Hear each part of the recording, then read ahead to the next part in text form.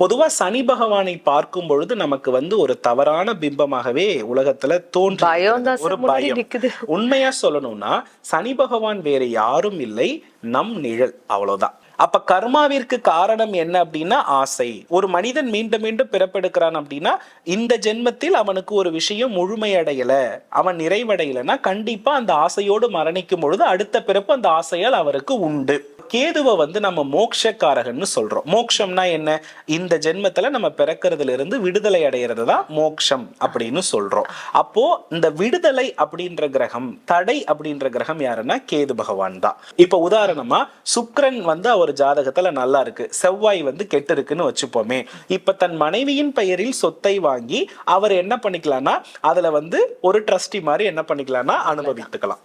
அதனால பாத்தீங்கன்னா இப்ப சொல்லுவாங்க இல்லையா, என் பையன் பிறந்ததுக்கு அப்புறம் தான் எனக்கு அதிர்ஷ்டம் வந்தது, என் மனைவி வந்ததுக்கு பிறகுதான் எனக்கு அதிர்ஷ்டம் வந்தது. சோ அதிர்ஷ்டத்தை குறிக்கிற கிரகம் யாருன்னா குரு. நம் ஜாதகத்தில் எந்த கிரகம் குருவால் பார்க்கப்பட்டிருக்கிறதோ அந்த கிரக உறவை நம்ம பக்கத்திலே வச்சுக்கணும். ஏன்னா அவங்க நமக்கு தீங்கே செய்ய மாட்டாங்க. வாழ்க்கையில நான் பிறந்ததுல இருந்தே நல்லா இல்லை சார் அப்படின்னு ஒரு மனநிலை உங்களுக்கு இருக்குன்னா நீங்க பிறந்த ஊர், நீங்க பிறந்த மாவட்டம் அத்தனையுமே அழித்து உங்களுடைய ஆதார் கார்டு, பேன் கார்டு அத்தனையுமே வேறு மாவட்டம், வேறு மாநிலத்துக்கு உங்களுடைய அட்ரஸ் மாற்றும் பொழுது இந்த தோஷங்கள் அனைத்துமே கண்டிப்பா மாறிடும். இதெல்லாம் ஆக்சுவலி கேட்க மாட்டாங்க, எல்லாமே பட்டதுக்கு பிறகு ஆட்டோமேட்டிக்கலி ரெண்டாவது அமையும் இல்லையா, அது அப்படியே அமையும். சோ அந்த வாழ்க்கை தான் உங்களுக்கு நிறைவா இருக்கிற மாதிரி இருக்கும். அதனால ஒரு ஜோதிடத்தை பத்தி நம்ம சொல்லணும்னா நிறைய சொல்லலாம். நம்ம ஆன்மீக உலா யூடியூப் சேனலை லைக் பண்ணுங்க, ஷேர் பண்ணுங்க, சப்ஸ்கிரைப் பண்ணுங்க, மறக்காம பெல் பட்டனை கிளிக் பண்ணுங்க.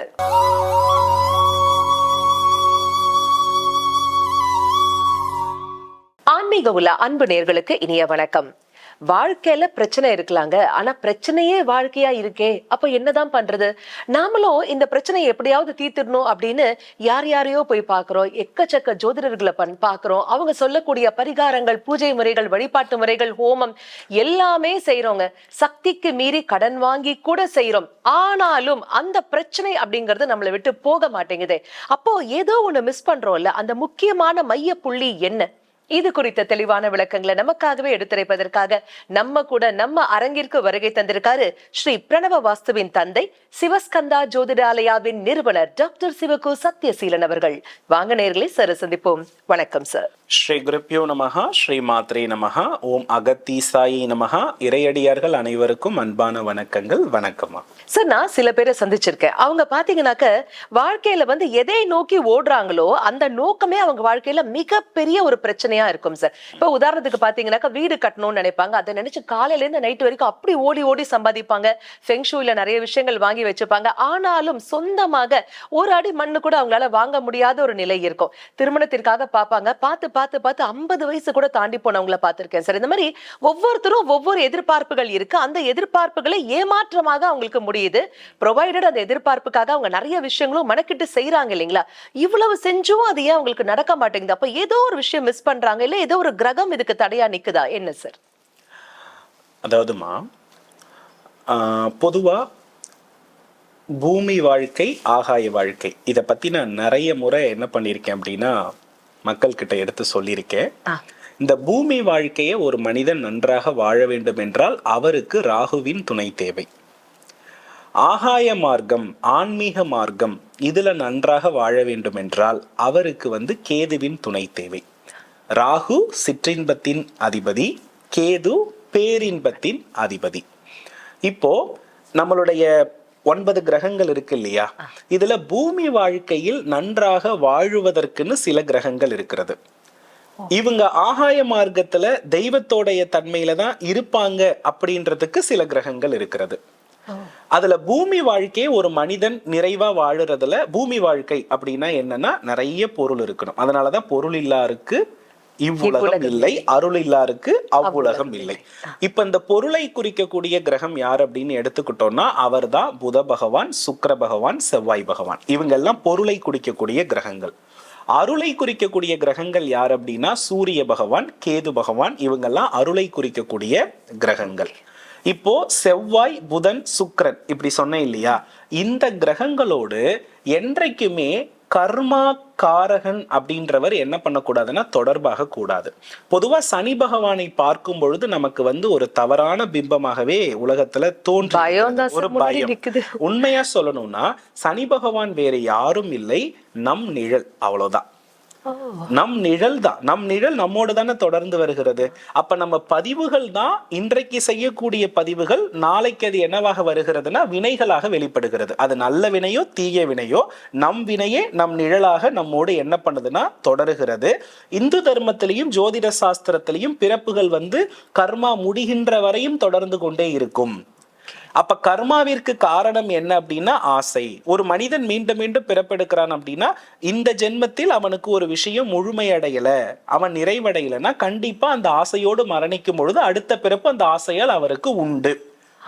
ஆசை இல்லாம யாருமே இல்லையே சார். அல்ல, அதுதான் சொல்ல வர. ஆசை கண்டிப்பா வேணும். ஆசை இருந்தாதான் பூமியில வாழ முடியும். ஆனா அந்த ஆசை வந்து நியாயமானதா அப்படின்றத முதல்ல நம்ம என்ன பண்ணிக்கணும்னா தெரிஞ்சுக்கணும். அந்த ஆசைக்கு எந்த விதமான ஜீவராசிகளையும் எந்த விதமான மனிதர்களுடைய உணர்வுகளையும் காயப்படுத்தாத ஆசையாக இருந்தால் அது நல்ல ஆசை, அதுல எந்த தவறுமே கிடையாது. அப்போ இதுல இருந்து நம்ம ஒரு விஷயத்தை தெரிஞ்சுக்க வேண்டியது என்னன்னா, இந்த பூமி வாழ்க்கையில பலமா வாழணும்னா நான் சொன்னேன் இல்லையா அந்த 3 கிரகம், இவர்களோடு எக்காரணத்தை முன்னிட்டும் சனி பகவான் தொடர்பாகிவிடக் கூடாது. இது விஷயம். ஏன்னா அவருக்கு பெயர் மந்தன், அவருக்கு பெயர் தாமதக்காரகன், அவருக்கு பெயர் இருள்காரகன் அப்படின்னு பெயர். இன்னொன்னு, சனி பகவான் நேராக தண்டனை கொடுப்பதில்லை, அவருக்கு ஒரு தூதுவர் இருக்கிறார், அவர்தான் கேது பகவான். ஓகேவா? அப்ப கேதுவை வந்து நம்ம மோட்சக்காரகன்னு சொல்றோம். மோட்சம்னா என்ன?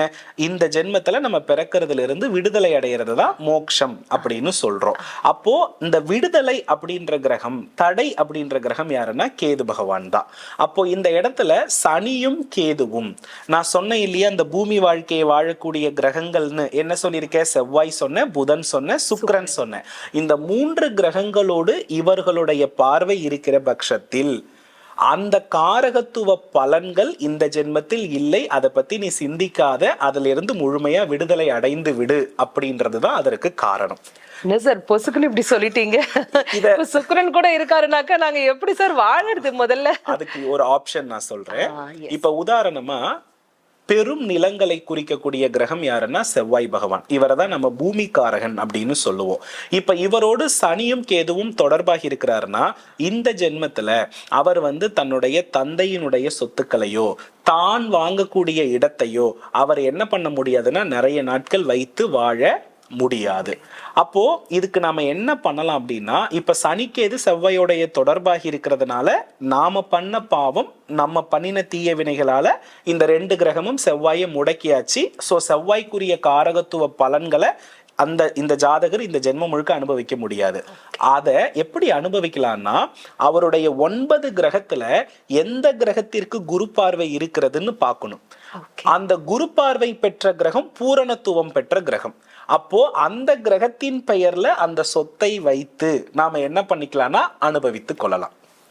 நம் பெயர்ல இல்ல, ஆனா வேறு ஒருவருடைய பெயரில் எழுதி நாம் அனுபவிக்கின்ற பொழுது இந்த கிரகங்கள் நமக்கு தொந்தரவு செய்யாது. இப்ப உதாரணமா சுக்கிரன் வந்து அவர் ஜாதகத்துல நல்லா இருக்கு, செவ்வாய் வந்து கெட்டு இருக்குன்னு வச்சுப்போமே. இப்ப தன் மனைவியின் பெயரில் சொத்தை வாங்கி அவர் என்ன பண்ணிக்கலாம்னா அதுல வந்து ஒரு ட்ரஸ்டி மாதிரி என்ன பண்ணிக்கலாம்னா அனுபவித்துக்கலாம். சோ இப்படி அவருடைய ஜாதகத்துல எந்த இடத்தில் குரு பார்வையும் சுபத்துவ கிரகங்களும் இருக்கிறதோ அந்த கிரகத்தை குறிக்கக்கூடிய உறவு முறைகள் இருக்கும். அந்த உறவு முறையின் மேல் அந்த பத்திரம் இருக்கிற பட்சத்தில் அது ரொம்ப ரொம்ப ரொம்ப சிறப்பு. பத்திரம் இருக்கும், அது பத்திரமா இருக்குமா சார்? அதுதான் மீண்டும் சொல்ல வரேன். குரு பார்வை அப்படின்ற ஒரு எந்த கிரகத்துக்கு குரு பார்வை விழுதோ அது பூரணத்துவம்னு சொல்லியிருக்கேன் இல்லையா? அப்போ சேஃப்ன்றதை தாண்டி அந்த உறவு நமக்கு காலம் முழுக்க கெடுதல் பண்ணாது.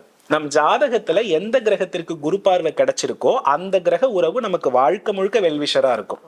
அதனால வந்து பாத்தீங்கன்னா இப்ப சொல்லுவாங்க இல்லையா, என் பையன் பிறந்ததுக்கு அப்புறம் தான் எனக்கு அதிர்ஷ்டம் வந்தது, என் மனைவி வந்ததுக்கு பிறகுதான் எனக்கு அதிர்ஷ்டம் வந்தது. சோ அதிர்ஷ்டத்தை குறிக்கிற கிரகம் யாருன்னா குரு. நம் ஜாதகத்தில் எந்த கிரகம் குருவால் பார்க்கப்பட்டிருக்கிறதோ அந்த கிரக உறவை நம்ம பக்கத்திலே வச்சுக்கணும். ஏன்னா அவங்க நமக்கு தீங்கே செய்ய மாட்டாங்க, நம்மளை பற்றின புரிதல் அவங்க கிட்ட ரொம்ப நிறைய இருக்கும், நம்மளை ஏமாத்த மாட்டாங்க.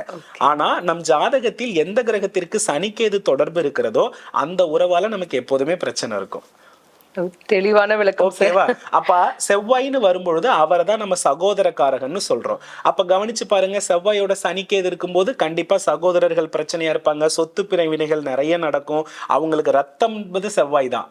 அந்த இடத்துல ரொம்ப ப்ரெஷர் அதிகமாயிடும். இது எல்லாமே அவங்களுக்கு நடந்துகிட்டு இருக்கும். இதுல இன்னொரு பெரிய ஆப்ஷன் என்ன அப்படின்னாமா, வாழ்க்கையில நான் பிறந்ததுல இருந்தே நல்லா இல்லை சார் அப்படின்னு ஒரு மனநிலை உங்களுக்கு இருக்குன்னா, நீங்க பிறந்த ஊர், நீங்க பிறந்த மாவட்டம் அத்தனையுமே அழித்து உங்களுடைய ஆதார் கார்டு, பேன் கார்டு அத்தனையுமே வேறு மாவட்டம், வேறு மாநிலத்துக்கு உங்களுடைய அட்ரஸ் மாத்தும் பொழுது இந்த தோஷங்கள் அனைத்துமே கண்டிப்பா மாறிடும். இது எப்படி சாத்தியம் அப்படின்றத நான் சொல்றேன்.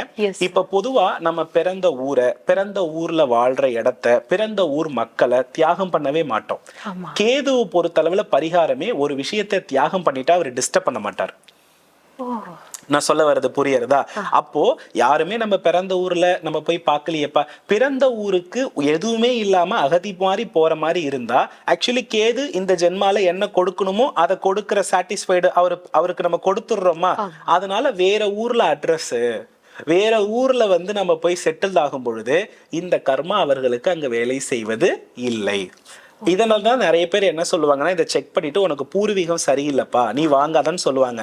ஆனா நம்ம மக்கள் என்ன தெரியுமா பண்ணுவாங்க, என் பங்காளிகள் என்ன நினைப்பாங்க, அங்கதானே குலதெய்வ கோவில் இருக்கு, கௌரவம்னு பார்ப்பாங்க. ஆனா அங்க இருக்கிற வரையிலும் அவங்க சிக்கலையும் பிரச்சனைகளையும் தண்டனைகளையும் இருப்பதை அனைத்தும் இழக்க வேண்டிய நிர்பந்தத்தையும் தான் கொடுப்பாங்களே இருக்குமே தவிர அதை வந்து அவங்கள வளர்ச்சியை தராது. எந்த கிரகம் சனிக்கேதுவால் பார்க்கப்பட்டிருக்கிறதோ அந்த கிரக உறவு, அந்த கிரக இருப்பிடம், அந்த கிரகத்திற்குரிய பொருள் ஜாதகருக்கு என்னைக்குமே தடை உருவாக்கி கொண்டேதான் இருக்கும். இப்ப ஒரு உதாரணமா செவ்வாய் கெட்டு இருக்குன்றத நம்ம வேற எப்படி ஐடென்டிஃபை பண்ணலாம், நம்ம உடம்பு மூலமா அப்படின்னு எடுத்துக்கிட்டோம்னா, செவ்வாயை குறிக்கிறது யாரு? ரத்தம். செவ்வாய் நம்ம உடம்புல கண்புருவத்தின் வடிவம், செவ்வாய் வந்து நம்ம உடம்புல பல்லின் வடிவம். கண்புருவம், ரத்தம், பல், இது மூன்றுல பிரச்சனை இருப்பவர்கள் கண்டிப்பாக செவ்வாய் பாதிக்கப்பட்டவர்களே. ஓப்பன் சர்ஜரி பண்ணிருக்க அத்தனை பேருமே செவ்வாய் பாதிக்கப்பட்டவர்களே. இவங்க எல்லாருடைய ஜாதகத்திலும் அந்த சொத்தை பத்தி கேட்டு பாருங்க, சிக்கல்னா சொல்லுவாங்க. Yes sir, yes sir. எதனால நம்ம வாழ்க்கையில வந்து சிக்கல் வருது, அந்த சிக்கல்ல இருந்து எப்படி நம்ம வெளியில வருது, அதற்கான ஒரு வழிமுறையும் ரொம்ப அழகா சொன்னீங்க சார். இப்ப நம்ம செவ்வாய் பேசிட்டோம், இன்னும் 2 கிரகங்கள் இருக்கு இல்லையா? புதன் இருக்கு, சேம் அதே பேட்டர்ன் தான். சுக்கிரன்னா வீடு, புதன்னா வந்து பாத்தீங்கன்னா சிறிய சிறிய நிலங்கள். நம்ம வந்து வீடு கட்டுறோம் இல்லையா, சிறு நிலங்களை குறிப்பது புதன், கட்டின வீடை குறிப்பது யாருன்னா சுக்கிரன். அப்ப என்னன்னா, இந்த சனிக்கேது தொடர்பு எந்த கிரகத்துக்கு தொடர்பாக இருந்தாலும் அந்த கிரகத்தை நம்ம விடுதலை பண்ணிட வேண்டியதான். உதாரணமா இந்த சனியும் கேதுவும் லக்னாதிபதியோடு யாருக்கு தொடர்பாக இருக்கிறாங்களோ இவர்களை தான் நாம் சன்னியாசி என்று சொல்கிறோம். ஏன்னா அவர்களுக்கு அவர்களே இந்த ஜென்மத்தில் எதிரியாக மாறிவிடுவார்கள். ஆகையினால் அந்த சனியும் கேதுவும் பிறப்பிலிருந்தே விடுதலை. அதனால அவங்க எதுலையுமே பற்றோடு இருக்க மாட்டாங்க. இவர்கள் எல்லாம் வணங்கத்தக்கவர்களாக மாறி விடுவார்கள். இவங்க தான் பொருளின் மீது பற்றில்லாமல் என்ன பண்ணுவார்கள்னா நிறைய இருப்பாங்க. இப்படி நெடுநாள் பிரச்சனை ஒரு விஷயத்துல மட்டும் இருக்குன்னா, எந்த விஷயம் வந்து பாத்தீங்கன்னா பாதிக்கப்பட்டிருக்கோ அந்த கிரகத்தோடு சனிக்கேது பார்வை இருக்கும். இதுக்கு ஒரே ஒரு ஆப்ஷன் என்ன அப்படின்னா, இப்ப உதாரணமா மனைவி என்று சொல்லக்கூடிய ஆண் ஜாதகத்துல சுக்கிரனுக்கு சனிக்கேது இருக்குன்னா, அதுக்கு நான் என்ன ஐடியா கொடுப்பேன்னா, ஒரே ஒரு ஆப்ஷன் கொடுப்பேன், வேறு மதத்துல திருமணம் பண்ணிடுங்க, இல்லைன்னா காதல் திருமணம் பண்ணிடுங்க, இல்லைன்னா தாய் தந்தை இல்லாத பெண்ணுக்கு திருமண வாழ்க்கை கொடுத்துருங்க. இதெல்லாம் ஆக்சுவலி கேட்க மாட்டாங்க. எல்லாமே பட்டதுக்கு பிறகு ஆட்டோமேட்டிக்கலி 2வது அமையும் இல்லையா, அது அப்படியே அமையும். சோ அந்த வாழ்க்கை தான் உங்களுக்கு நிறைவா இருக்கிற மாதிரி இருக்கும். அதனால ஒரு ஜோதிடத்தை பத்தி நம்ம சொல்லணும்னா நிறைய சொல்லலாம். ஏன்னா ஜோதிட உலகம் இன்னைக்கு எப்படி போயிட்டு இருக்குன்னாமா, 7.5 சனி ராகு கேது பயிற்சியிலுமே போய்கிட்டு இருக்கு, புரியுதுங்களா? அதை தாண்டி ஜோதிட ரகசியங்கள் நிறைய இருக்கிறது. அதை ஃபாலோ பண்ணி தெரிஞ்சுக்கிறதுக்கு மக்கள் ட்ரை பண்ணுனா தன்னுடைய வாழ்க்கையை தானே திடமாக வாழ்க்கையை மதிய விதியல் எல்லாம் சொல்றா இல்லையா, அந்த விதியை வந்து வெல்றதோடைய ஆப்ஷனை தான் நான் சொல்றேன். வேறு ஒருத்தவங்க பெயர்ல வச்சு அனுபவிச்சுக்கிறது. இப்படி ஜோதிடத்துல எத்தனையோ விதிமாற்று பரிகாரங்கள் மதிநுட்பமாக வேலை செய்யற விஷயங்கள் இருக்கிறது. இதெல்லாம் பார்த்து தெரிஞ்சுக்கிட்டா நன்றாக இருக்கும். அருமை சார். எல்லா பூட்டுகளும் சாவிகளுடன் தயாரிக்கப்படுகிறது அப்படின்னு சொல்லுவாங்க. எல்லா பிரச்சனையுமே இருக்குங்க, ஆனா அதற்கான தீர்வுகளும் நம்ம அற்புதமான ஜோதிடத்திலேயே கொடுக்கப்பட்டிருக்கு. அதை கொஞ்சம் நோக்கி உற்று கவனித்தால் போதும், சுகமான, சிறப்பான, ஆரோக்கியமான, ஆனந்தமான, உச்சகட்ட பிரம்மாண்ட வெற்றி வாழ்க்கை அனைவராலும் வாழ முடியும் அப்படின்னு அழகான விளக்கங்கள் எங்களுக்காகவே பகிர்ந்துக்கிட்டீங்க சார். இப்போ உங்களை டைரக்டா வந்து வந்து பார்க்கணும்னா எங்க பார்க்கலாம்? என்ன பார்க்குறது வந்து பார்த்தீங்கன்னா சென்னை அண்ணா நகரில் நம்மளுடைய ஆஃபீஸ் இருக்குது. கோயம்புத்தூர் காந்திபுரத்தில் இருக்கிறது. டைரக்ட் கன்சல்டேஷன் ஸ்டார்ட் ஆகிடுச்சு. ஆல்ரெடி மக்களுக்கெல்லாம் நம்மளுடைய நம்பர் தெரியும். ஸோ ஃபாலோ பண்ணிக்கலாம். மைண்ட்லி அப்படியே ரெஜிஸ்டர் ஆயிடுச்சு சார். அற்புதமான விளக்கங்கள் எங்களுக்காகவே பகிர்ந்துக்கிட்டீங்க சார். மிக்க நன்றி. நல்லதுமா. வெற்றிவேல் முருகா. நம்ம ஆன்மீக உலா யூடியூப் சேனலை லைக் பண்ணுங்க, ஷேர் பண்ணுங்க, சப்ஸ்கிரைப் பண்ணுங்க. மறக்காம பெல் பட்டனை கிளிக் பண்ணுங்க.